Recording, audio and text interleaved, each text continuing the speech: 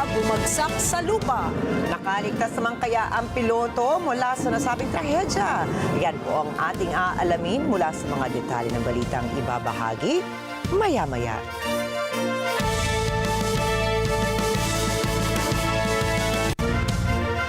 Magandang gabi. Ako po si Rikki Mathay. Ako si Rikki, Alagao, Flores. Ito ang mata ng Agila International. Para naman sa mga headlines ngayong araw ng Miyerkules.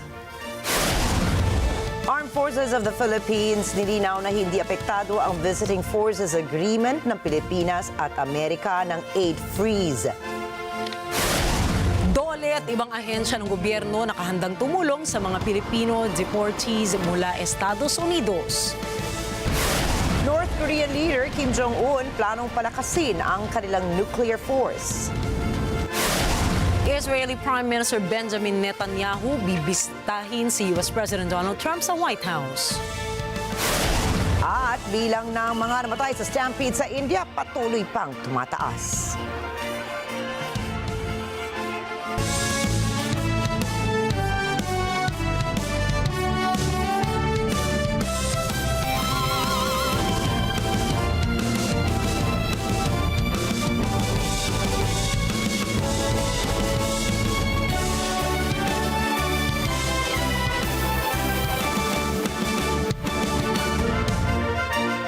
Bagaman ipreguto si Pangulong Donald Trump ang 90-day US aid freeze, ay nilinaw po ng Armed Forces of the Philippines na hindi maaapektuhan ang mga kasunduan sa pagitan ng Pilipinas at Estados Unidos katulad na lamang ng Visiting Forces Agreement o VFA.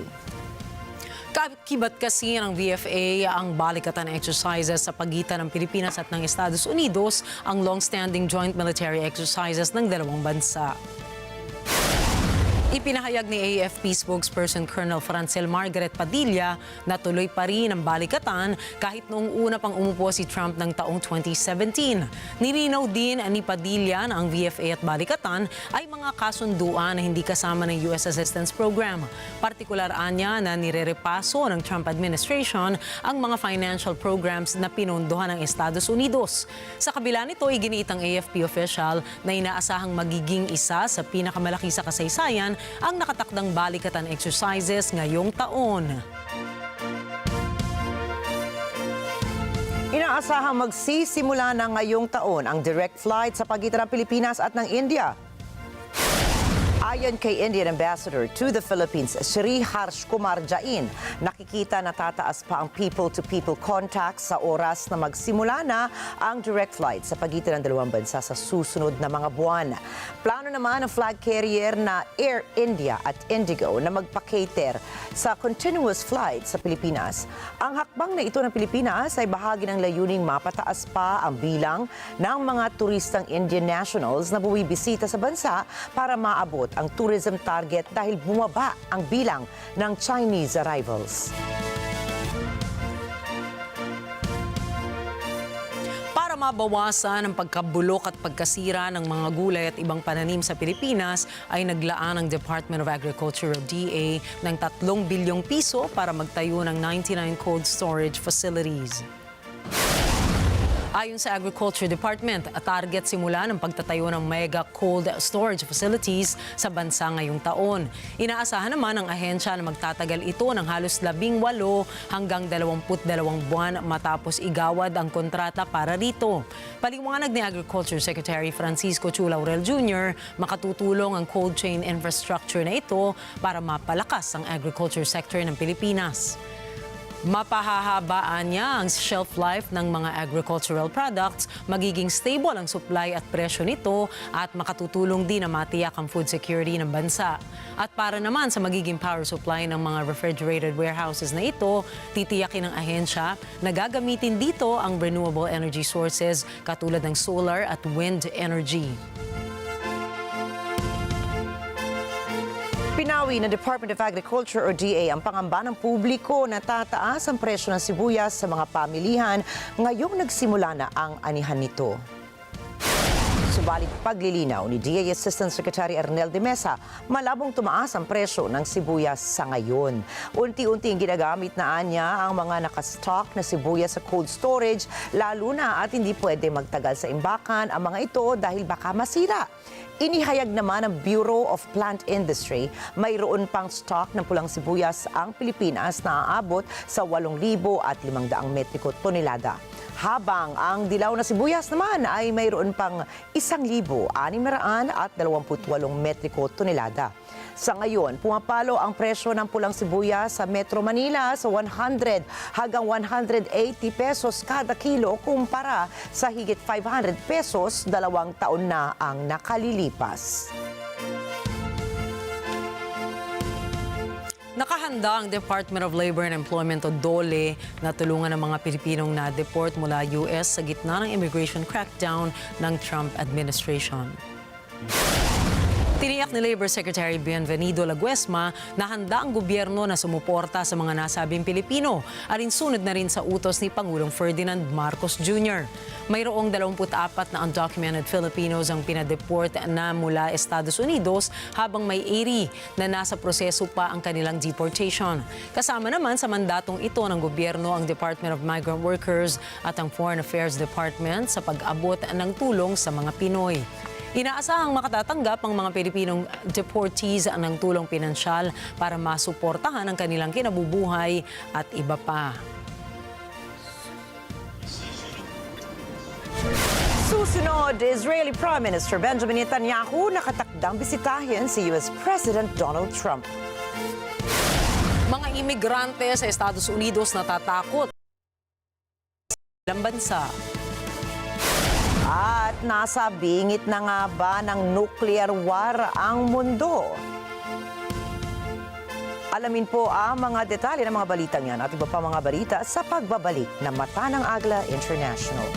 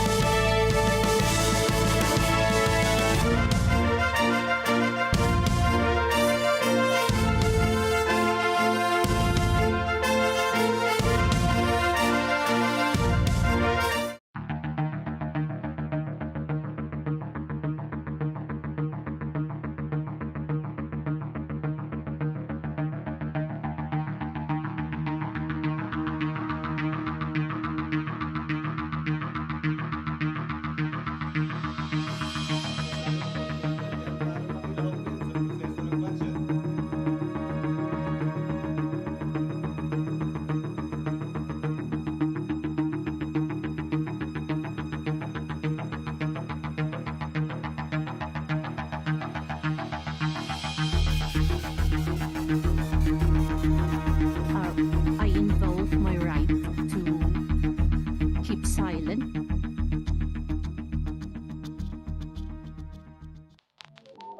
This Sunday on Cine Throwback.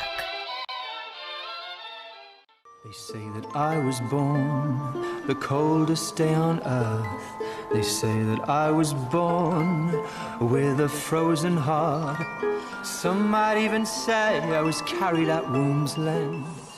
There are 3 rules that whatever happens, you must not forget. Never touch the hands of my heart. Yes, I know. Yes, but what else? Keep your temper under control. And rule number 3 is one you don't know and by far the most important. Whatever else you do, you must never, ever fall in love. Straight in the eye, all I see are stars. This Sunday, 12 p.m. here on Net 25. Let's get together. Sunday 25. Sunday 25.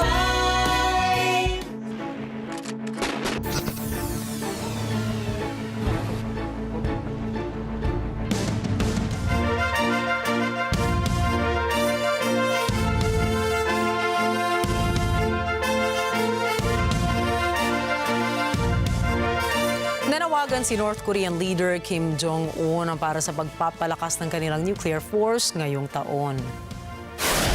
Nangyari ang naturang pahayag ni Kim sa kanyang pagbisita sa isang nuclear material production base at Nuclear Weapons Institute sa Pyongyang. Layo ni Kim Jong-un na itampok ang nuclear arsenal ng kanyang bansa, kasabay ng pagpupostura ng Pyongyang ng kanilang military at defense capabilities. Nag-ugat ito sa pagbalik ni Donald Trump bilang presidente ng Estados Unidos. Pinuri ni Kim ang kanyang mga scientifico sa kanilang pagsulong ng kakayahan ng North Korea sa aspeto ng nuclear warfare at sinabi nitong parte ito ng plano niya para sa 2025. Dagdag pa ni Kim na nahaharap ang North Korea sa isa sa pinaka-unstable na seguridad dahil sa kalaban nitong mga bansa. Matapos mang dumalo sa ika-80 taon ng liberasyon ng Nazi German Auschwitz death camp sa Poland, nagbabala ang mga lider ng Poland at Canada na may banta laban sa demokrasya ng mundo. Arnie Aquino po para sa balitang yan. Ayon kay Canadian Prime Minister Justin Trudeau, ang pagkalat ng anti-Semitism at iba pang uri ng diskriminasyon gayon din ng pagkakabahagi sa mundo ay dahilan upang maalarma. Through various Holocaust commemorations in Canada and engagements with Holocaust survivors around the world over the past number of years, I have heard repeatedly people talk about the fact that never again seems to be slipping a little bit. The divisions that we see, the hatred, yes, the rise in anti-Semitism around the world, but also the rise of Islamophobia, the rise of homophobia and transphobia, the hatreds that are dividing peoples across borders in just about every regions of the world are cause for alarm. Dagdag ni Trudeau, ito ay panahon ng pag-iingat sa sarili laban sa mga mensaheng mapanganib at hindi makatao. This is a moment where all human beings must be alert and protect themselves against messages that divide, messages that convince people to think of someone who is different as other or less than you, because that is the pathway that can lead to horrors unimaginable. Samantala, nagbabala naman si Polish Prime Minister Donald Tusk laban sa dumaraming mga leader sa mundo na laban sa pag-angat ng European Union. I rozmawialiśmy o tym, jak wiele znaków na ziemi dzisiaj powinno nas wszystkich alarmować. Wiemy, że historia się nie powtarza 1 do 1, ale każdy, kto ma oczy i uszy szeroko otwarte, widzi, jak wiele rzeczy, jak wiele zdarzeń, jak wielu liderów politycznych zaczyna nawiązywać do najgorszych tradycji Europy, świata Zachodu i to także każe nam, szczególnie w tym miejscu, w Polsce, być bardzo czujnym i przygotowanym na różne scenariusze. Lumagda si Trudeau at Tusk ng isang kasunduan ukol sa mas pinatinding kooperasyon kaugnay ng lakas nuklear. Arnie Aquino para sa mata ng Agila International. Trusted, connected, on point. Nakatakdang bumisita sa White House si Israeli Prime Minister Benjamin Netanyahu. Ayon sa opisina nito, isasagawa ang pagbisita sa darating na Pebrero 4. Una nang sinabi ni US President Donald Trump na plano niyang kausapin si Netanyahu at magtutungo sa White House ang Prime Minister. Ang nasabing pag-uusap ay kasunod ng ipinatupad na 6 na linggong ceasefire sa pagitan ng Israel at Hamas. Una na ring iminungkahi ni Trump na dapat tanggapin ng Egypt at Jordan ang mga Palestino na nawala ng tirahan dahil sa pag-atake ng Hamas na nagsimula noong Oktubre 7, 2023. The picture, photo of one of the toddlers that is now held hostage, still held hostage in Gaza, and his grandfather wants me to give it to President Trump. That's right. We'll get that taken care of. Thank you. My senior, over here. Dinoble ngayon ng United Nations Children's Fund o UNICEF ang kanilang pagbibigay serbisyo at supplies sa mga kabataan ng Gaza. Ayon sa UNICEF, pinabibilis nila ang distribusyon ng supplies sa mga bata sa Gaza Strip dahil sila ang labis na naaapektuhan. Sa unang linggo pa lamang ng ceasefire sa pagitan ng Israel at Hamas, ay mayroon ng 350 trucks ng UNICEF ang nakapasok sa Gaza. Labis na ikinalungkot ng grupo dahil sa maraming mga paaralan at paggamutan ang nasira mula sa sumiklab na kaguluhan. Nakipag-ugnayan na rin sila sa iba't ibang mga ahensya para maihatid ang karampatang tulong sa mga naaapektuhan ng kaguluhan. Ayon sa United Nations, walang tigil ang labanan sa pinakamalaking lungsod ng silangang bahagi ng Democratic Republic of the Congo. Ito ay matapos ideklara ng M23 rebels na kontrolado na nila ang Goma. Narito ang report ni Myla Simbulan. Tuloy-tuloy ang putukan sa Goma, DRC matapos pasukin at makontrol ng M23 rebels ang lungsod. Pinaniniwala ang suportado ng Rwanda ang mga rebeldeng ito. Ayon kay Bruno Lemarquis, nakababahala ang humanitarian crisis sa Congo na lalong pinalalala ng labanan. Fighting is still very much ongoing. It's very, very fluid. It's not over yet. The humanitarian situation in and around Goma is extremely, extremely worrying, with new threshold of violence and suffering reached today as active zones of combat have spread to all quarters of the city, all the neighborhoods of the city. Civilians are taking the brunt of the escalating hostilities. This morning, heavy artillery fire was directed at the city center. For example, several shells struck the Charité Maternity Hospital in central Goma, killing and injuring civilians, including newborn and pregnant women. Pumasok ang mga rebelde papasok ng Goma Lunes ng umaga. Nakipagpalitan naman ng putok ang Congolese troops sa Rwanda military. Ito ay sinasabing pinakamatinding eskalasyon ng labanan sa pagitan ng dalawang bansa sa loob ng higit 10 taon. Well, I think there's no question that there are Rwandan troops in Goma supporting the M23. Of course, it's difficult to tell exactly what the numbers are. You've seen some estimates are very significant, 3,000, 4,000. But this is a very fast evolving situation, and there are a number of things that are difficult to assess at this stage. What I can tell you, basically, the situation on the ground obviously remains volatile and dangerous. Ayon sa mga rebeldeng M23 militia na pinamumunuan ng The Ethnic Tutsi, nasakop na nito ang Goma na may 2 milyong residente. Ang lungsod ay tirahan ng mga taong inilikas at lugar din ng aid groups malapit sa border ng Rwanda. Dati itong okupado ng mga M23 noong 2012. Ayon sa UN, kahindik-hindik ngayon ang kalagayan ng mga tao doon. The humanitarian challenges are daunting, and certainly the risk of a broader humanitarian disaster are very high. And of course, we also want to avoid risk of a broader war. Now, UN peacekeepers remain in their position in the field. As you know, unfortunately, we've had 3 peacekeepers killed, 1 from Uruguay and 2 from the Republic of South Africa. Myla Simbulan para sa mata ng Agila International. Trusted, connected, on point. Nakatakda naman magpulong online ang mga Pangulo ng Rwanda at ng Democratic Republic of the Congo upang pag-usapan ng eskalasyon ng isang labanan na malapit sa border sa kanilang mga bansa. Narito po ang balita ni Nenita Manawis. Nagkasundong mag-usap online sina Congolese President Felix Tshisekedi at Rwandan President Paul Kagame sa 29 ng Enero.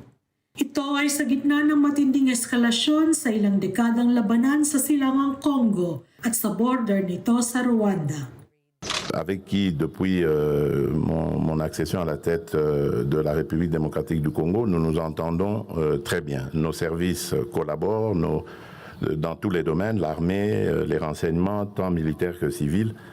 Et j'aimerais également le remercier, et à travers lui tout le peuple kényan, pour le soutien qu'ils ont voulu apporter à mon pays, qui, comme vous le savez, est victime en ce moment d'une agression injuste et barbare de la part du voisin rwandais.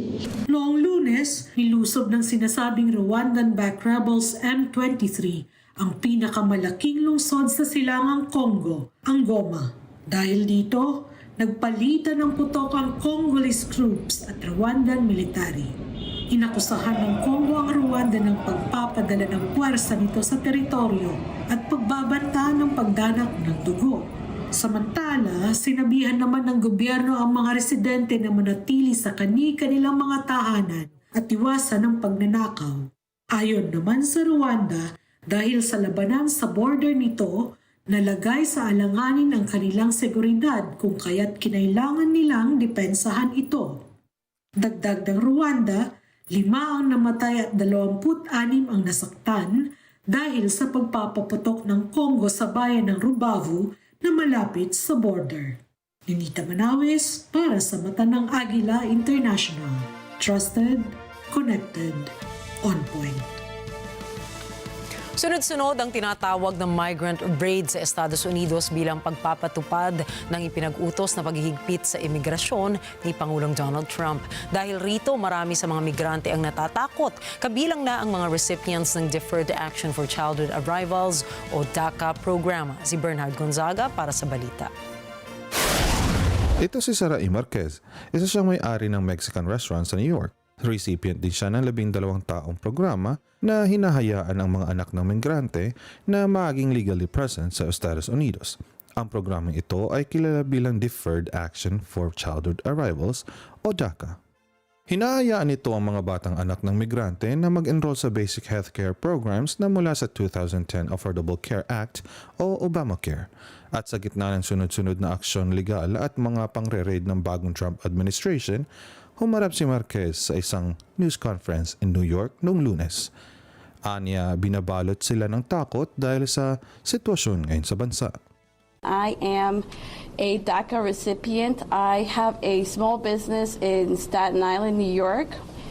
And the reason why I stand here in front of you all today is because I'm here representing my family, my employees, and my community.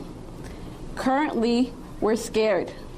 We are facing a moment where we feel as though we're not safe. We don't know what's going to happen. There's panic, there's chaos. Ayon kay Marquez, kinakabahan sila para sa kanilang kinabukasan. Sa kabila ng pagiging maayos ng mga residente ng bansa, sumusunod na sa batas, nagbabayad ng buwis. My business, we've been operating for 5 years. My lease is up. I had to have a conversation with my landlord and tell him, hey, I don't know what's going to happen. I don't know how long I can renew this lease for because I don't know what the future awaits. I don't know if I myself will be deported, if all my staff will be deported. We don't know. We're scared, we're nervous, but I'm here to show you guys that I'm an immigrant and I'm here and I'm trying to follow all the rules. I'm helping the economy. My family has 2 businesses and thank God we're doing well.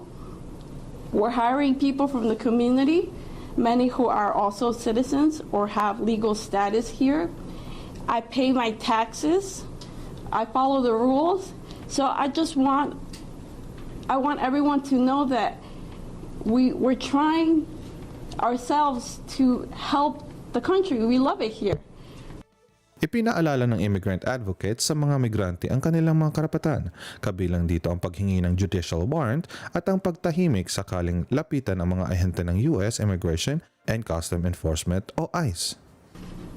The lawsuits have started, the fights are going to continue, and we have an enormous amount of work ahead of us. But the most important thing I want our communities to know across New York is that they have rights. And they can visit our website, nyic.org/KYR, and learn what their rights are. They don't have to open up the door. They can ask through the door, is there a judicial warrant? They have the right to remain silent if they are approached by ICE or any agency asking them any questions in the street. This is a moment where we all have to come together as New Yorkers to fight for our families, to fight for our communities, and ensure that we continue to allow our people to thrive here in the state of New York. Ayon kay New York Immigration Coalition Legal Director Rosana Eugenio, ipinapakita ng mga pangyayari kung ano ang pakiramdam ng bagong administrasyon ukol sa komunidad ng mga migrante sa bansa. So things like revoking birthright citizenship, the president has never and will never have unilateral authority to revoke birthright citizenship. That's been enshrined in our Constitution, and it has been the law for over 150 years.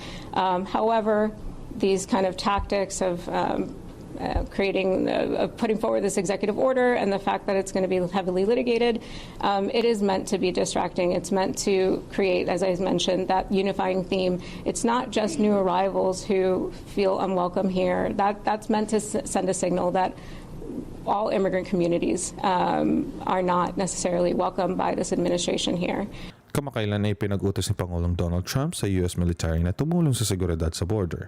Nag-issue ito ng malawak na ban ukol sa asylum, gayon din ang restriction ukol sa citizenship ng mga sanggol na ipinanganak sa Estados Unidos. Bernard Gonzaga para sa Mata ng Agila International. Trusted, connected, on point.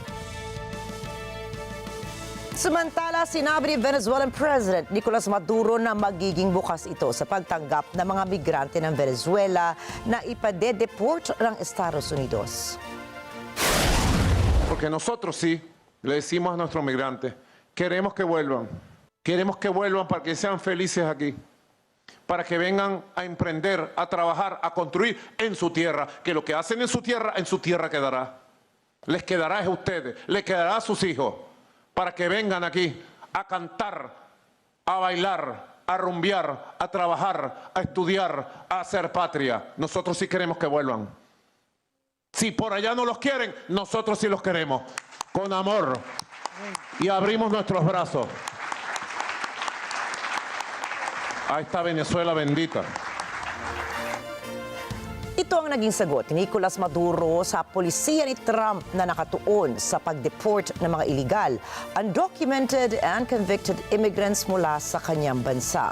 Sa ngayon ay nagpapatuloy pa rin ang naturang polisiya sa naglalayong magpatalsik na 1,000 up to 1,500 na immigrants kada araw. Nagpapagawa na ang Texas at Mexico ng mga karagdagang detention centers upang parandali ang patirahin ang mga taong mahuhuli habang nag-aantay ng biyahe pabalik sa kanilang bansa. Ikinabahala naman ito ng ibang mga migrante mula sa Venezuela dahil ang mapang-api umanong administrasyon ni Maduro ang pangunahing rason na nilisan nila ang kanilang bansa. Bagkus, mas pipiliin pa raw nilang manirahan na lamang sa Mexico. Ang Venezuela ang pangalawang pinakamahirap na bansa sa Latin America at kinukonsiderang isa sa pinakamahihirap na bansa sa buong mundo kung saan dinadahilan ng mga ekonomista sa talamak na korupsyon sa administrasyon ng bansa ang kahirapan doon. 89 seconds to midnight, ganyan nakalapit ang mundo sa malaking panganib ayon sa Doomsday Clock ng Science and Security Board ng Bulletin of the Atomic Scientists. In setting the clock closer to midnight, we send a stark signal. Because the world is already perilously close to the precipice, any move towards midnight should be taken as an indication of extreme danger and an unmistakable warning. Every second of delay in reversing course increases the probability of global disaster. Ang naturang reading ay dala ng nagkasabay-sabay na krisis sa klima, krisis na geopolitical, dagdag pa ang hamon na dala ng artificial intelligence, infectious diseases at mga sandatang nuklear. Kung magpapatuloy pa ang daigdig sa landas tungo sa di pangkaraniwang peligrong ito, magiging isang malaking kabaliwan na anya ito. Kaya hamon sa malalaking bansa gaya ng Estados Unidos, Russia at China kumilos para sagipin ang mundo mula sa bingit ng tiyak na peligro. Biro ang Doomsday Clock ng Science and Security Board ng Bulletin of the Atomic Scientists, kaagapay ang Board of Sponsors na kinabibilangan ng 9 na Nobel laureates. Hiling nila sa mga lider ng iba't ibang bansa pag-usapan ang mga bantang ito at gawin ang lahat ng paraan na maiurong ang orasan bago mahuli ang lahat. Abangan sa susunod na linggo ang kasaysayan sa likod ng Doomsday Clock at sa mga naging paggalaw nito sa mga lumipas na taon. There is hope. I mean, we certainly believe that the clock can be moved back, and there are many actions that can be taken. Our concern is that over the past year, those actions are not being taken.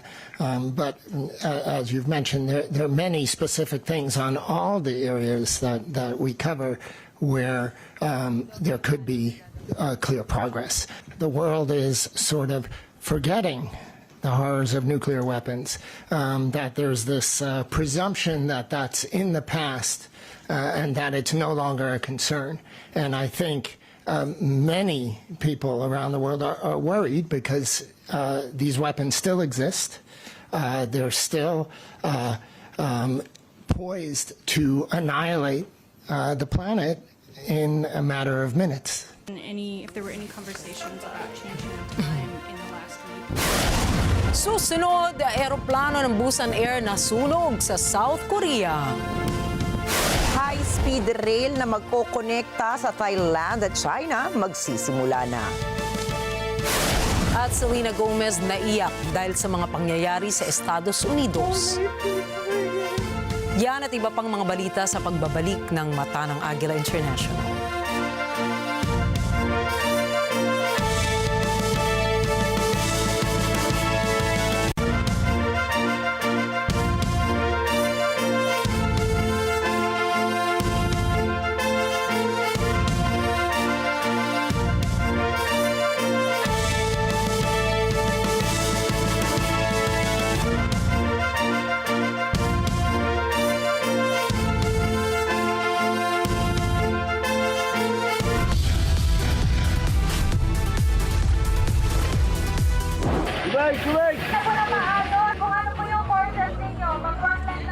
Viral ngayon, Foundation Day ng Besling College of the Philippines. Nagkaaberya, mga magulang at estudyante humarap sa responde para magreklamo. Diba dapat pag ganyan unahin nila yung safety ng mga bata, hindi yung sila, nauna silang umuwi. Wala na nag-asikaso dun sa mga bata, lalo sa mga naiwan. Exclusive! Photographer at videographer biglang naglaho, mga kliyente. Naputol na nga ba? At grupong tumutulong sa mga kabataan at komunidad, re-responde na. Sabado, alas 6 hanggang alas 7 ng gabi, ito ang Responde, Mata ng Mamamayan. Let's get together. Sunday 25. Sunday 25. Ang mga maiinit na balita at rumaratsyad ng usapan ng bayan, ihahatid namin sa 100%! 100% ang pagbabalita! 100% talakayan! Lunes hanggang Biyernes! Alas 5 hanggang alas 7 ng umaga! Live na live sa Radyo Agila 1062 Mega Manila! At sa Net 25! 100%! Sunday 25. Let's get together. Sunday 25.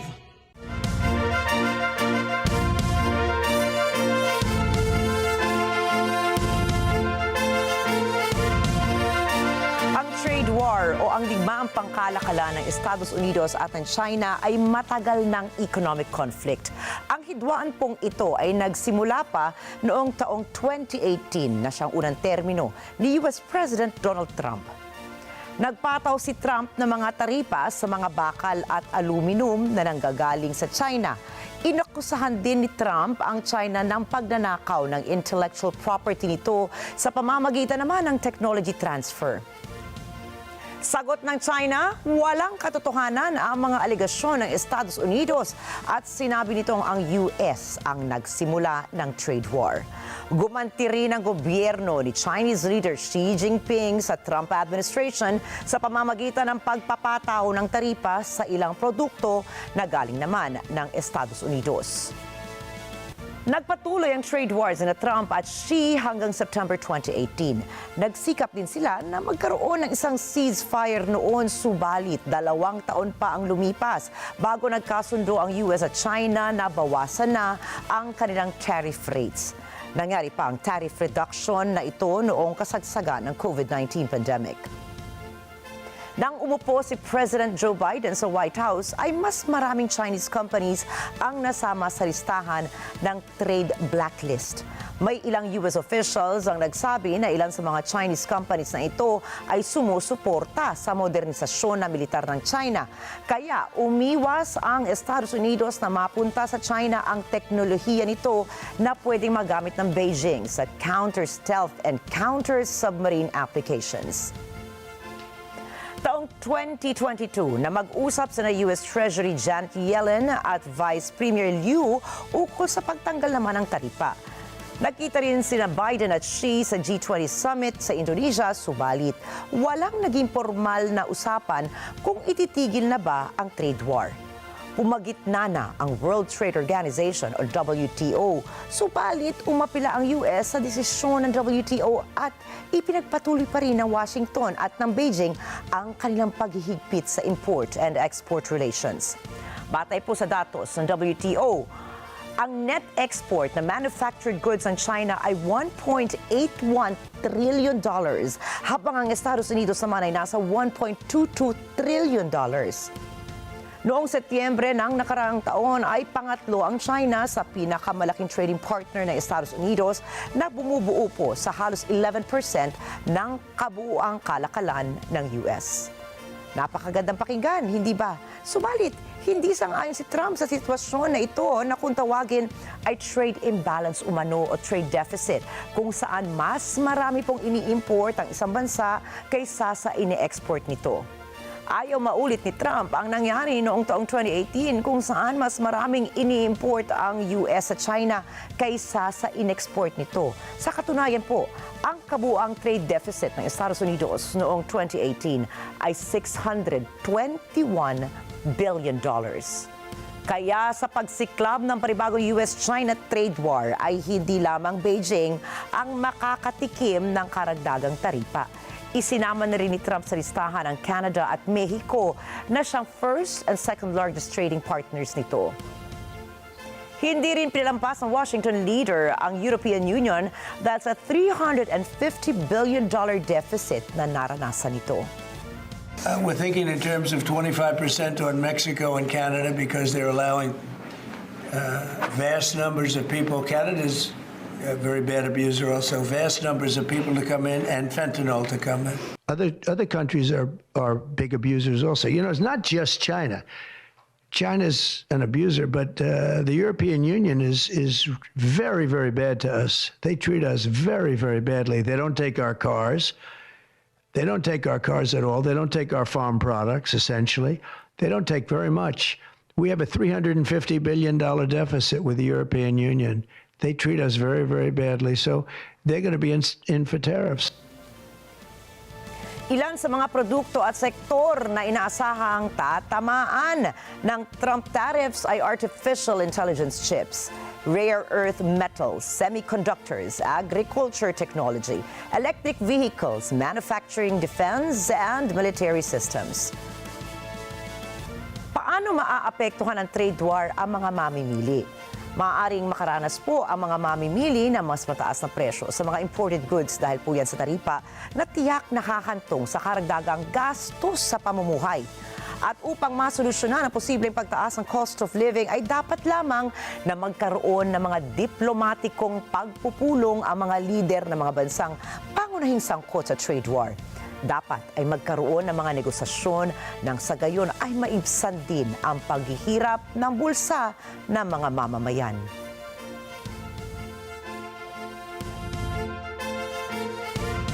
Sa ibang balita, hindi bababa sa 5 o 15 katao ang namatay sa naganap na stampede sa India. Ayon sa lokal na ulat, posible pang tumaas ang bilang ng mga nasawi dahil maraming tao ang dumalo sa taunang event na ginanap sa syudad ng Prayagraj. Batay sa projection ng mga otoridad, higit sa 400 milyong katao ang nakiisa sa event ngayong taon. Sa kabila nito, hindi pa tiyak ang bilang ng mga tao na dinala sa bagamutan dahil sa stampede. Taong 1954, higit sa 400 katao ang pinaniniwala ang namatay sa parehong event. Habang taong 2013 naman, nasa 36 na mga individual ang namatay matapos madaganan sa isa pang stampede. Isang fighter jet ang nabalot ng apoy at sumabog matapos bumagsak sa isang military base sa Alaska. Nakaligtas naman ang piloto ng aircraft matapos ligtas na makapag-emergency eject mula sa jet. Mapapansin din sa video na nakaparachute ang piloto habang nasa ere ito. Ayon sa 354th Fighter Wings Office, malaki ang naging pinsala ng insidente sa military base. Nilinaw ni Colonel Paul Townsend na dahil sa in-flight malfunction kung kaya't bumagsak ang aircraft. Tiniyak din ni Townsend ang kaligtasan ng piloto at sinabing dinala rin ito sa pagamutan para sa medical screening. Isang trakang nilamon naman ng malaking sinkhole sa Japan. Ayon po sa local authorities, bigla na lamang sumulpot ang sinkhole sa gitna pa mismo ng isang intersection sa Tokyo. Dumating naman sa site ang mga bumbero para sumaklolo sa driver ng truck. Nag-issue na ng evacuation order ang city office at mga pulis sa mga residenteng malapit sa sinkhole. Paraan nila ito sa kaligtasan ng nakararami dahil napinsala rin ang isang underground gas pipe malapit sa intersection. Nasakta naman ang 2 rescuers matapos kumuho ang semento na kinatatayuan ng sinasakyan nilang heavy machinery na ginamit para sa rescue operation. Ayon sa investigasyon ng mga otoridad, nabuo ang sinkhole dahil sa sulfuric acid mula sa sewer gas sa sanhi naman ng pagkasira ng semento ng lansangan. Nasunog ditong Martes ang isang Airbusan plane na naglalaman ng 169 na mga pasahero at 7 flight staff. Ayon sa lokal na ulat, may 7 katao ang nasaktan mula sa sunog. Ayon naman sa inisyal na investigasyon, pinaniniwala ang nagsimula ang sunog sa aircraft mula sa sumabog na portable battery na nakatago sa overhead bin. Nakaschedule sana ang Airbus A321 na lumipad patungong Hong Kong mula Gimhae International Airport pero hindi na ito natuloy dahil nga sa sunog. Isang buwan na ang nakalipas matapos ang Jeju airplane crash na ikinasawi naman ng 100 at 79 na mga pasahero at crew members nito. Kinumpirma ng United Nations na opisyal nang nagpahayag ng layuning kumalas ang Estados Unidos mula sa climate agreement sa Enero 2026. Narito po ang mga detalye ng balitang yan mula kay Jeff Sanidad. Noong Martes, sinabi ni UN spokesperson Stephanie Dujarric na aatras na ang US sa Paris Climate Agreement sa Enero 27, taong 2025. Ito ay matapos anyang formal na abisuhan ng Washington si UN Secretary General Antonio Guterres ukol sa desisyon ni Pangulong Donald Trump na kumalas. I can confirm to you that the United States has notified the Secretary General in his capacity as depository of its withdrawal on January 27th of this year from the Paris Agreement, which, as you recall, was signed on December 12th, 2015, or was agreed to on December 12th, 2015. The United States had signed the Paris Agreement on 22nd April 2016 and expressed its consent to be bound by the agreement by acceptance on 3rd September 2016. It then withdrew from the agreement effective on November 4th, 2020 before accepting it again on February 19th, 2021. According to Article 28, Paragraph 2 of the Paris Agreement, the withdrawal of the United States will take effect on January 27, 2026. We reaffirm our commitment to the Paris Agreement and support all effective efforts to limit the rise in global temperatures to 1.5 degrees Celsius. Ang pagkalas ng Estados Unidos sa kasunduan ay isa sa mga pangunahing nilagdaang executive orders ni Trump pagkaupo muli nito sa pwesto bilang Pangulo ng Estados Unidos. Jeff Sanidad para sa Mata ng Agila International. Trusted, connected, on point.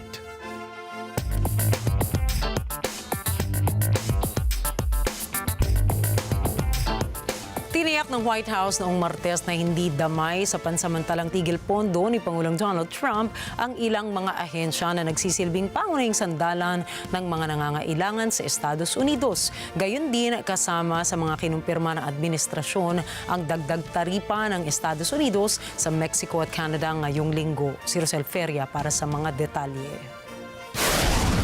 Itinanggi ng White House noong Martes na maaapektuhan ng pansamantalang tigil pondo o temporary funding pause ng Trump administration ang mga programa ng pamahalaan para sa mga nangangailangang mga mamamayan. Kabilang dito ang Social Security, Medicare, welfare benefits at food stamps. Ito ay matapos mag-anunsyo ang bagong administrasyon ukol sa pagtigil sa grant, loan at iba pang financial assistance programs. Binanggit ni White House Press Secretary Caroline Leavitt, ang tigil pondong ito ay para sa mga organisasyon at hindi sa mga individual. This is not a blanket pause on federal assistance and grant programs from the Trump administration. Individual assistance, that includes, I'm not naming everything that's included, but just to give you a few examples, Social Security benefits, Medicare benefits, food stamps, welfare benefits, assistance that is going directly to individuals will not be impacted by this pause. And I want to make that very clear to any Americans who are watching at home who may be a little bit confused about some of the media reporting. This administration, if you are receiving individual assistance from the federal government, you will still continue to receive that. Kaugnay nito, ipinagtanggol ni Leavitt ang pagbuo ng Pangulo ng tinatawag na Department of Government Efficiency na ayon sa White House ay naglalayong mabantayan kung saan napupunta ang pera ng gobyerno.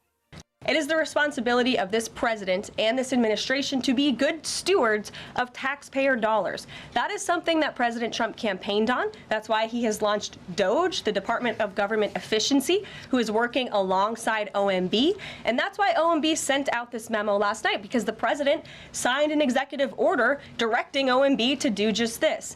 And the reason for this is to ensure that every penny that is going out the door is not conflicting with the executive orders and actions that this president has taken. Ayon kay Leavitt, pansamantala muna ang tigil pondo hanggat pinag-aaralan pa kung alin-aling programa ang tuluyang aalisan ng funding. It is a temporary pause, and the Office of Management and Budget is reviewing the federal funding that has been going out the door. Again, not for individual assistance, but for all of these other programs that I mentioned. Kaugnay pa rin ng kontrobersyal na executive orders ni Trump, sinabi ng White House na plano pa rin ng Pangulong ituloy ang dagdag taripa sa Canada at Mexico sa Sabado. The president has made it very clear, again, that he expects every nation around this world to cooperate with the repatriation of their citizens. And the president has also put out specific statements in terms of Canada and Mexico when it comes to what he expects in terms of border security. We have seen a historic level of cooperation from Mexico, but again, as far as I'm still tracking, and that was last night talking to the president directly, February 1st is still on the books. Noong isang linggo, sinabi ni Trump na formal nitong iaanunsyo ang 25% taripa sa Mexico at Canada sa 1 ng Pebrero kung hindi tutulong ang dalawang bansa na sugpuin ang issue ng fentanyl trafficking at immigration. Dagdag ni Leavitt, minumuni-muni rin ng Pangulo ang pagpapataw ng panibagong taripa sa China sa Sabado rin. Rosel Feria para sa Mata ng Agila International, trusted, connected, on point. Inaasahan naman ng Thailand na magagamit na ang high-speed railway na magkokonekta sa Thailand at China sa taong 2030. Ang naturang proyekto pong ito na magsisilbing extension sa kasalukuyang tumatakbong 1,000-kilometer rail line ng Vientiane, kabisera ng Laos, papunta sa siyudad ng Kunming. Kokonekta ito sa Nong Khai province ng Thailand na halos 25 kilometers ang layo mula sa Laos. Ang anunsyo ng Thailand ay kasunod ng pag-udyok ng China na ituloy na ang naturang proyekto sa pagitan ng dalawang bansa. Nagsimula ang diskusyon ukol sa naturang proyekto noong taong 2017 bilang bahagi ng Belt and Road Initiative ni Xi Jinping. Subalit, naantala naman ito dahil sa epekto ng pandemya. Plano ng China na padaluyin ang major railway mula sa main station sa Laos papuntang Thailand, Vietnam at Myanmar.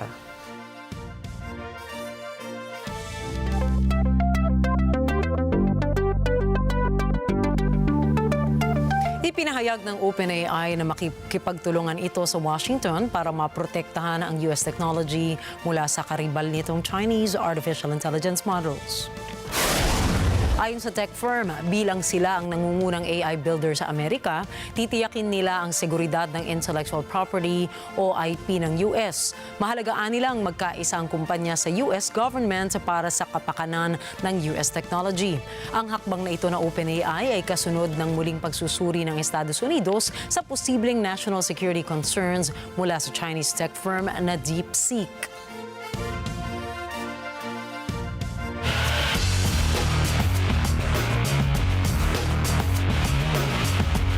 Nagkasundo ang Saudi Arabian football team na Al Hilal at ang Brazilian football superstar Neymar na i-terminate na ang kontrata sa pagitan ng dalawa. Ito ay kasunod ng tuloy-tuloy na injuries ni Neymar sa loob ng 18 months na pananatili niya sa naturang team. Sa isang statement, pinasalamatan naman ng Al Hilal ang Brazilian superstar sa kanyang paglalaro sa naturang club at sa lahat ng kanyang naiambaga rito. Ang 32 anyos na football superstar ay 7 beses lamang na nakapaglaro mula nang pumasok ito sa club noong August 2023.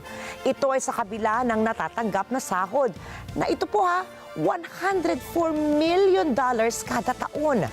Maaalalang si Neymar ay bahagi ng dalawang itinuturing na pinakamalalaking team transfers sa kasaysayan ng football sa buong mundo.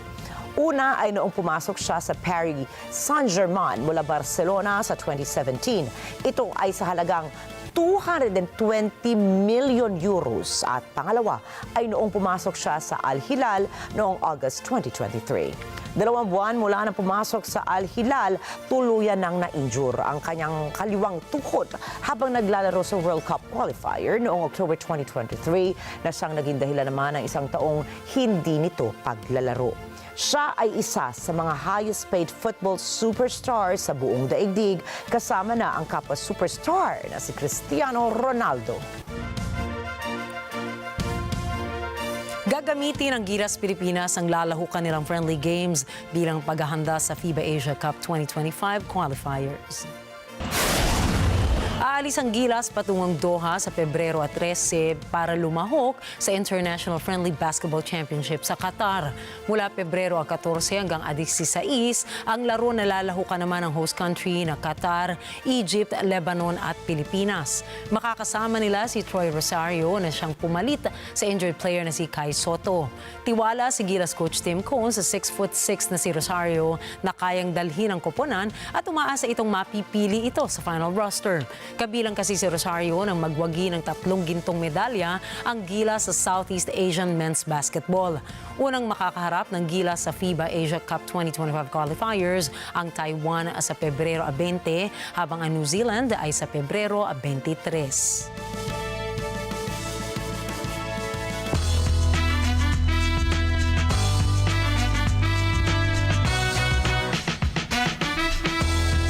Umani po ng iba't ibang reaksyon si Selena Gomez dahil sa pinost nitong emosyonal na video sa kanyang Instagram account. Hindi napigilan ng singer-actress na umiyak dahil sa mahigpit na immigration rules ngayon sa Estados Unidos. Humingi ng tawad si Selena sa kanyang mga kalahing Mexicano. Hindi anya niya maintindihan kung bakit inaatake ang mga ito. Matapos naman ang ilang oras ay binura rin niya ang kanyang post dahil naman sa mga negatibong komento. May ilan nagsabi na ang mga dinedeport ng Mexicans ay mga illegal migrants. May ilan din nagbigay ng suggestion sa singer na baka naman pwedeng patirahin na lamang nito ang mga illegal migrants sa kanyang bahay. Gayunpaman ay sinabi ni Selena na susubukan niyang gumawa ng paraan tungkol sa nasabing issue.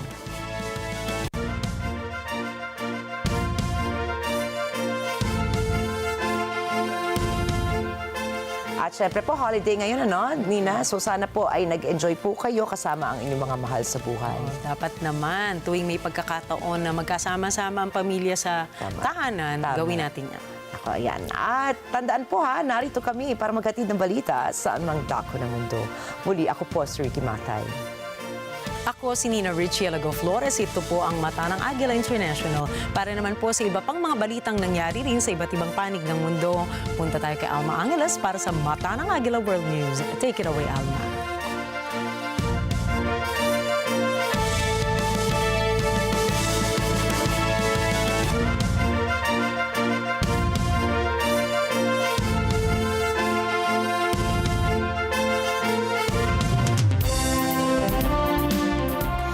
Thank you, Nina and Rikki. Good evening, everyone. I'm Alma Angeles for Net25 World News. On tonight's headlines. A tragic stampede at the Mahakumbela religious festival in northern India has claimed several lives and injured approximately 10 others. The incident occurred during the festival's most sacred day in India as millions gathered for their river immersion. In South Korea, quick-thinking emergency crews prevented a potential disaster when a commercial aircraft caught fire before takeoff. All 176 passengers were safely evacuated after flames erupted in the aircraft's tail section.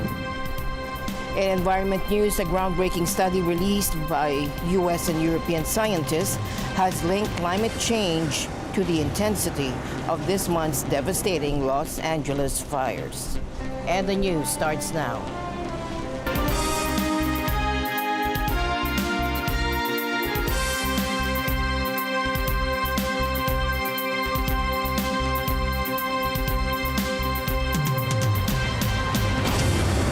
President Ferdinand Marcos Jr. is pushing to expedite a bill that would postpone the first parliamentary elections in the Bangsamoro Autonomous Region in Muslim Mindanao, or BARM. Take a look. Mas gusto nila, makafocus sila at daw ang panahon na kinakailangan nila para mag-refocus ng security forces dun sa BARM area. Pangalawa, para mabigyan din ng sapat na panahon ng BTA kung sakasakali, kung pagpapasya nila, na i-reallocate yung 7 seats na dapat nasa Sulu na nawala bungsod ng Supreme Court decision.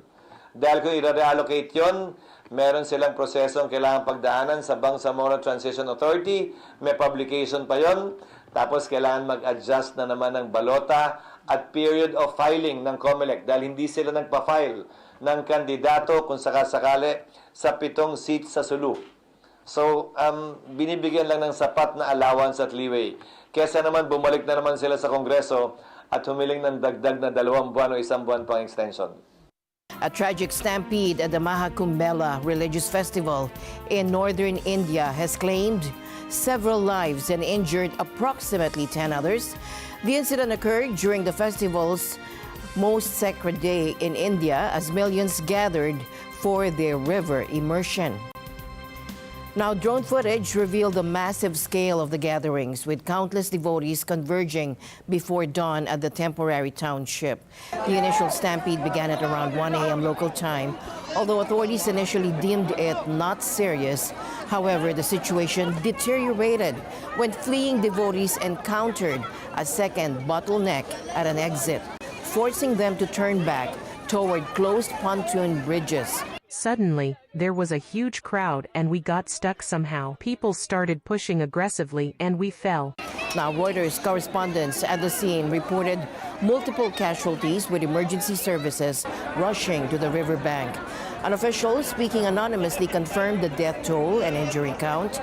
The aftermath painted a devastating scene, medical teams evacuating victims on stretchers, grieving families huddled on the ground, and personal belongings strewn across the festival grounds. Investigations are ongoing to determine the cause of a fire which had engulfed an Airbus plane belonging to South Korean carrier Air Busan, according to South Korean authorities in Busan today. Now, the fire service was alerted to the fire, which began inside the plane just before 10:30 p.m. local time. It is a month since the deadliest air disaster on South Korean soil when a Jeju airplane coming from Bangkok crashed on Muan Airport's runway as it made an emergency belly landing, killing all but 2 of the 181 people and crew members on board. Investigation is still ongoing.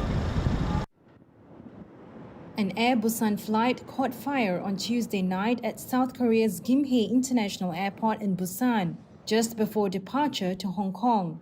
Fire authorities confirmed all 169 passengers and 7 crew members were safely evacuated, with 3 sustaining minor injuries.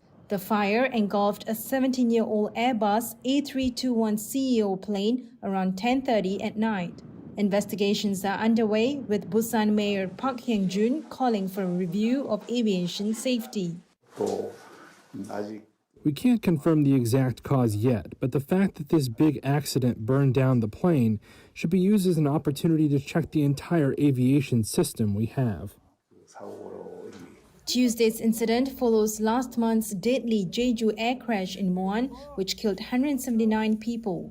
Some in the capital Seoul on Wednesday told Reuters the recent incidents had them anxious about flying. In the past, there weren't any incidents, but these days there have been a lot of plane accidents for some reason. I'm a little nervous and worried about so many accidents happening, and I'm a little reluctant to fly on a plane. Airbus said it was aware of Tuesday's incident and was liaising with Air Busan. The airline and its parent company Asiana Airlines did not immediately respond to requests for comment. Korean Air, which acquired Asiana in December, directed inquiries to Air Busan. Donald Trump's White House ordered that all federal grants and loans be frozen starting Tuesday, and the sweeping decision could disrupt education and healthcare programs, disaster relief, and other initiatives that depend on billions of dollars from the government. The acting head of the Office of Management and Budget, which oversees the federal budget, said the money would be put on hold while the Trump administration reviews grants and loans to ensure they're aligned with the president's priorities. This is a dagger at the heart of the average American family in red states, in blue states, in cities, in suburbs, in rural areas. It is just outrageous.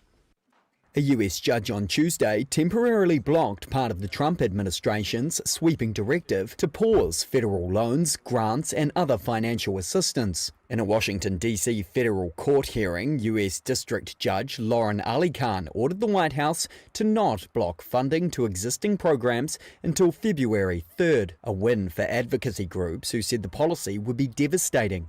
President Donald Trump's White House ordered billions of dollars of federal grants and loans to be frozen, which could disrupt education and healthcare programs, disaster relief, and other initiatives. Earlier on Tuesday, a coalition of attorneys general announced they would sue Trump's pause of federal funding. 6 states, including New York, Massachusetts, and California, said the lawsuit was meant to preserve essential funding for Americans. Here's California's Rob Banter. We will not stand by while the president attempts to disrupt vital programs that feed our kids, provide medical care to our families, and support housing in our communities. We won't stand by while the president breaks the law and oversteps his authority as outlined in our Constitution, a Constitution he swore an oath to uphold just 1 week ago. The acting head of the Office of Management and Budget, which oversees the federal budget, said the money would be put on hold to ensure it aligned with the president's priorities, including executive orders he signed ending diversity, equity, and inclusion efforts.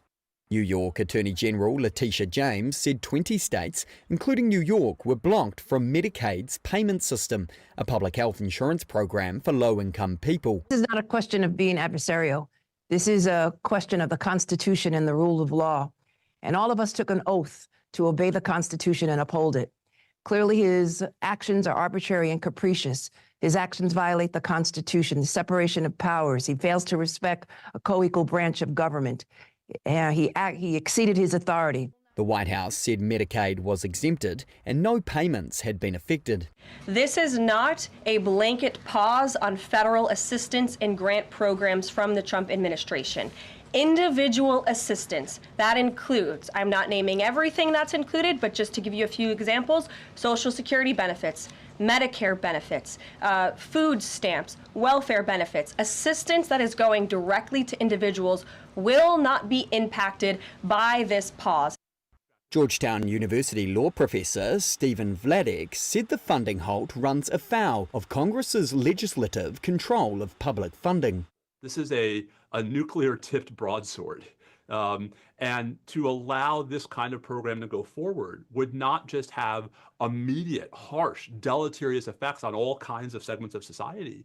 It would really pretty radically reorient the separation of powers in this country away from the legislature and toward the executive.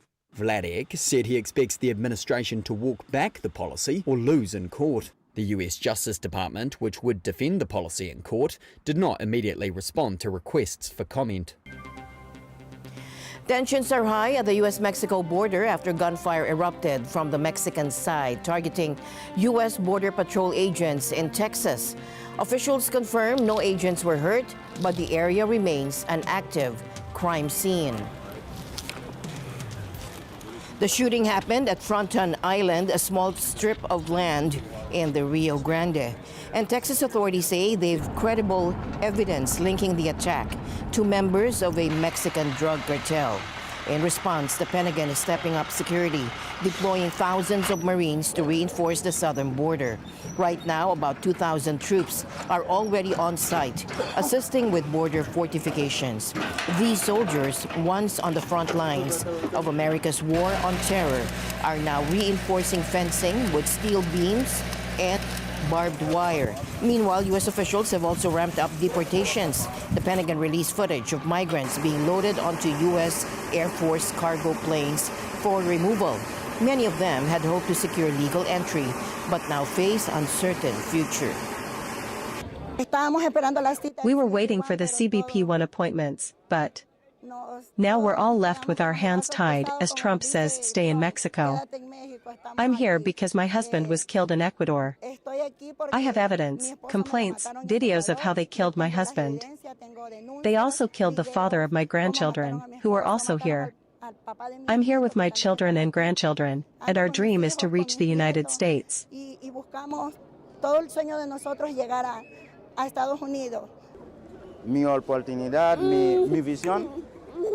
My opportunity, my vision, was to reach the United States. But now the dream is over.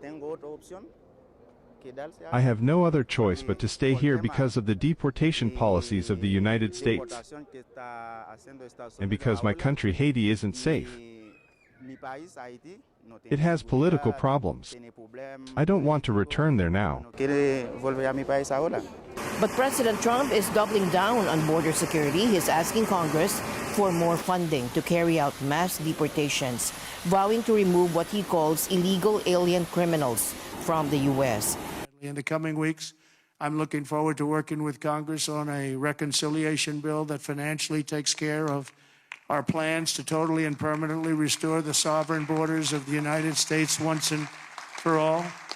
This should include full funding for a record increase in border security personnel and retention bonuses for ICE and Border Patrol. These people are incredible people. I got to know them so well. We also need a massive increase in the number of detention beds and funding for all border security infrastructure and barriers, including the completion of the border wall. He also warned that countries refusing to take back deported migrants will face steep economic penalties, including tariffs. With the military now playing a major role in Trump's border crackdown, it's American taxpayers who will ultimately foot the bill for this massive operation. U.S. President Donald Trump still plans to make good on his promise to issue tariffs on Canada and Mexico on Saturday. That is according to White House spokesperson Caroline Leavitt, telling this to reporters. Now, Ms. Leavitt said Trump is also still weighing fresh tariffs on China for Saturday. He said that the February 1st date for Canada and Mexico still holds. He rejected the 2.5% tariff. He said that was a little bit too low. He wants it to be higher. I'll leave it to him to make any decisions on that front. Trump said last week he would announce 25% tariffs on Mexico and Canada on February 1, unless the countries help tackle the twin issues of U.S. fentanyl trafficking and immigration. Take a look. The president has made it very clear, again, that he expects every nation around this world to cooperate with the repatriation of their citizens. And the president has also put out specific statements in terms of Canada and Mexico when it comes to what he expects in terms of border security. We have seen a historic level of cooperation from Mexico. But again, as far as I'm still tracking, and that was last night talking to the president directly, February 1st is still on the books. Now, 1 week after his inauguration, U.S. President Donald Trump stays true to his promises. After issuing sweeping executive orders, talks of implementing additional tariffs intensify. U.S. neighbor Canada, however, is preparing its countermeasures should Trump's tariffs come into effect. Ashley Sackmar reports. With Donald Trump being inaugurated as once again President of the United States of America, looms a tariff war soon and likely to become a reality between the U.S. and Canada. Hours after his inauguration, Trump said that he was planning that the 25% tariff with Canada and Mexico would come into effect on February 1st.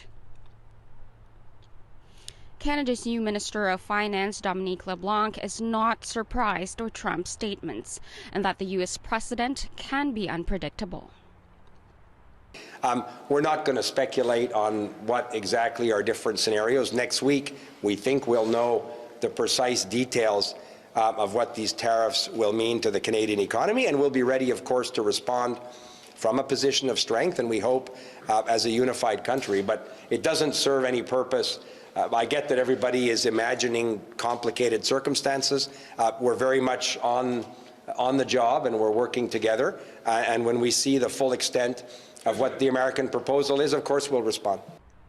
In a recent meeting with the 13 premiers of Canada, Prime Minister Justin Trudeau came up with robust retaliatory plans to support and protect Canadians from the possible economic harm of U.S. tariffs. Alberta's Premier Danielle Smith has refused to sign the joint plan, as it currently includes restricting Alberta's energy exports to the U.S. The Prime Minister also says that no one wants to see U.S. tariffs on Canadian goods, but if necessary, Canada will be ready with a national response and protect Canadians and defend the free trade agreement. Ashley Sackmar, Toronto, Ontario for Net 25 World News. The United States has formally told the UN it is pulling out of the Paris Climate Accord. And the announcement came from UN spokesperson Stéphane Dujarric, who said the withdrawal will become official next January 27. And I can confirm to you that the United States has notified the Secretary General in his capacity as depository of its withdrawal on January 27th of this year from the Paris Agreement, which, as you recall, was signed on December 12th, 2015. According to Article 28, Paragraph 2 of the Paris Agreement, the withdrawal of the United States will take effect on January 27, 2026. We reaffirm our commitment to the Paris Agreement and support all effective efforts to limit the rise in global temperatures to 1.5 degrees Celsius. The move echoes Trump's previous stance on climate policy. During his first presidency, he withdrew the U.S. from the agreement in 2020 before President Biden brought the nation back in. As the world's second largest greenhouse gas emitter, America's participation in the accord is considered crucial by climate experts. Now, this latest withdrawal marks the second time Trump has moved to exit the agreement, having signed the executive order on his first day back in office. A new scientific study has linked climate change to the devastating Los Angeles fires that swept through the region this month.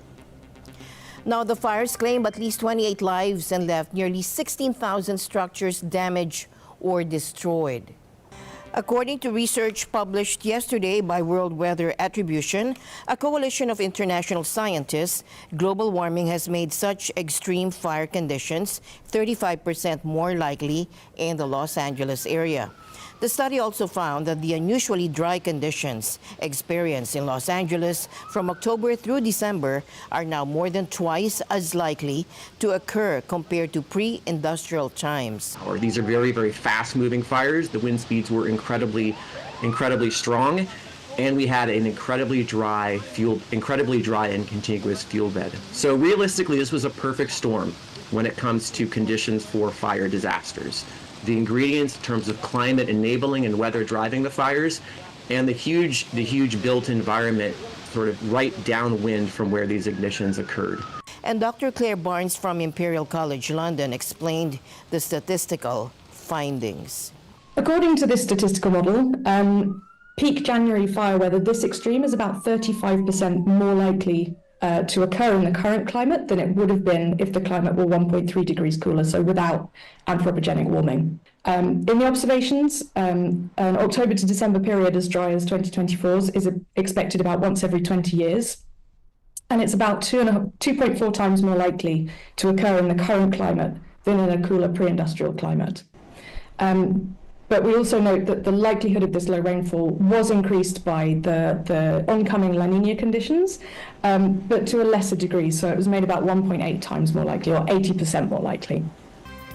A truck fell into a 5-meter deep sinkhole at a traffic junction in Japan's Saitama Prefecture. The trailer of the truck was retrieved by rescuers in Yashio City, but a 74-year-old man is still trapped inside the truck and is unresponsive as of Wednesday, according to national broadcaster NHK. A second sinkhole opened nearby in the early hours of Wednesday, according to NHK, and authorities have warned residents of more holes emerging nearby and a potential gas leak, encouraging evacuation within a 200-meter radius of the sinkhole. As thousands of Palestinians return to northern Gaza following a ceasefire deal between Israel and Hamas, residents of Israeli border towns like Sderot are living in fear. After 15 months of war, which paused with a ceasefire deal agreed by Israel and Hamas last week, tens of thousands of Palestinians stream along the main roads leading to the northern part of Gaza. Residents of Sderot, however, fear that with allowing hundreds of thousands of Palestinians back to the territories north, an attack similar to October 7 is only a matter of time. Israel's Sderot sits a kilometer away from the northeastern corner of the Gaza Strip. The town has been a frequent target for Palestinian rocket fire from Gaza for over 2 decades, and some 70 of its residents were killed in the Hamas-led attack of October 7, 2023.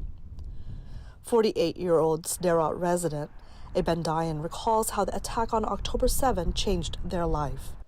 And with the ceasefire letting Palestinians back, he says they again fear for their lives. My brother unfortunately was murdered on October 7. I live with my family right there, and the terrorists were on the street. We were locked inside the house. And where did they come from? From northern Gaza. So now we are back to the same situation more or less. We have loads of Gazans and within them loads of terrorists, and we're back to the same situation, that we are not safe. We don't know what is going to happen. Maybe there are still tunnels that were not found, and they can use them to enter Israel again and commit another massacre. And this is sad. It's very sad. 42-year-old Gitat Batera, also a resident of Sderot, says she is afraid for her children. I feel I have small children, and I wait. You know what I wait?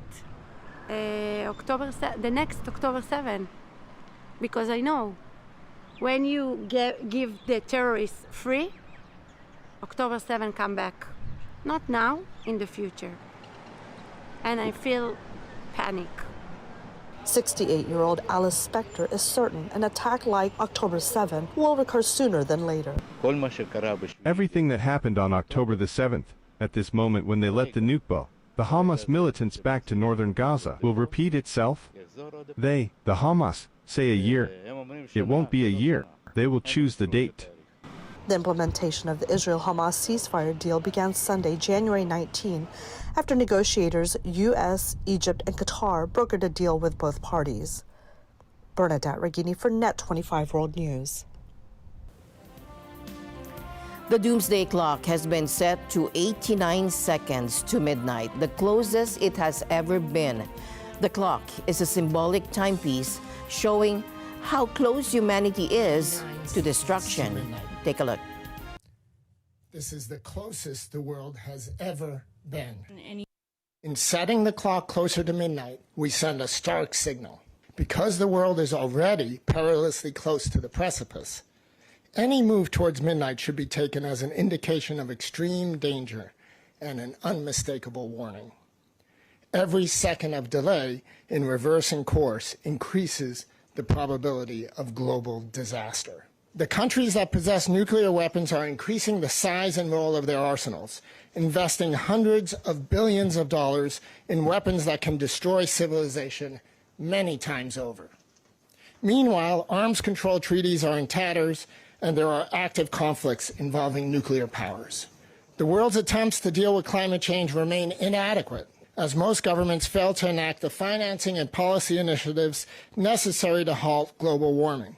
There is hope. I mean, we certainly believe that the clock can be moved back, and there are many actions that can be taken. Our concern is that over the past year, those actions are not being taken. Australian police said today they had foiled a planned anti-Semitic attack after discovering a caravan containing explosives in an escalation of threats against the Jewish community that authorities called terrorism. The caravan was discovered on January 19 in Dural, a suburb some 36 kilometers northwest of the center of Sydney. This is the discovery of a potential mass casualty event. There's only one way of calling it out, and that is terrorism. That's what we're very worried about. This would strike terror into the community, particularly the Jewish community, and it must be met with the full resources of the government. Police were contacted and subsequently recovered a caravan on a residential property, rural property. That caravan contained an amount of explosives and some indication that those explosives might be used in some form of anti-Semitic attack. Look, I'm not an expert. I believe the blast zone could have been 40 metres in diameter, but which is a significant amount of damage. And the news continues here on Net 25. We'll be right back.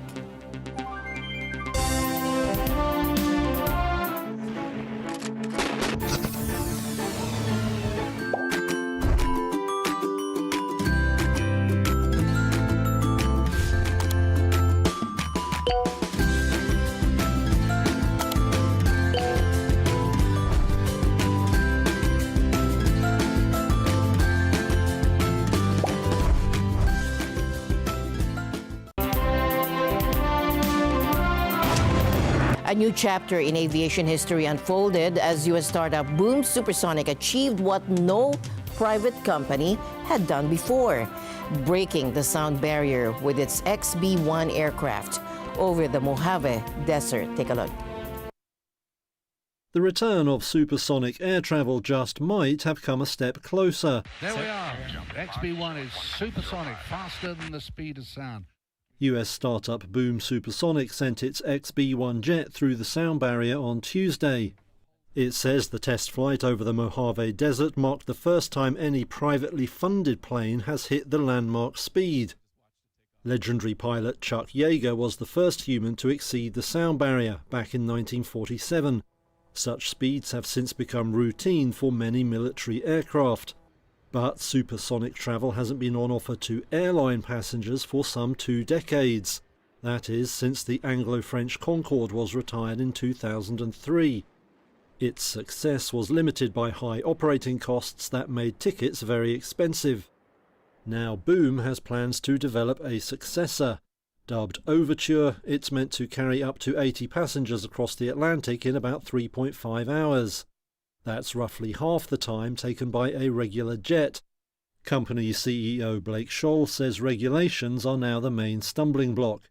Today we have one of the silliest rules in the world, which is you can't fly supersonic over land, no matter how quiet the airplane is. And so we're picking up where Concorde left off. Initially, we'll fly right under the speed of sound over land, which is still 20% faster than a Boeing or Airbus. And over the water, we'll open up the throttles and go twice as fast. Boom hopes those regulations will change and says Overture will be much more economical to operate than Concorde. The firm has completed construction on a factory for the new plane in Greensboro, North Carolina. It says it has 130 orders and expressions of interest from American Airlines, United Airlines and Japan Airlines. But years of research and development still lie ahead before any passenger boards a supersonic flight. Extreme cold has blanketed Niagara Falls in heavy snow and ice. Now take a look at this footage captured on the New York side showing thick ice and snow surrounding the iconic landmark. Visitors marveled at the sight. Yeah, it's really beautiful. Now, have you ever seen anything like this before? No, first time. I've seen quite a few waterfalls, but this is something else. According to Niagara Parks, the falls never fully freeze, even in extreme cold. As temperatures drop, mist and spray form a thick crust of ice over the rushing water, creating the illusion of a frozen waterfall. But the water continues to flow beneath the ice.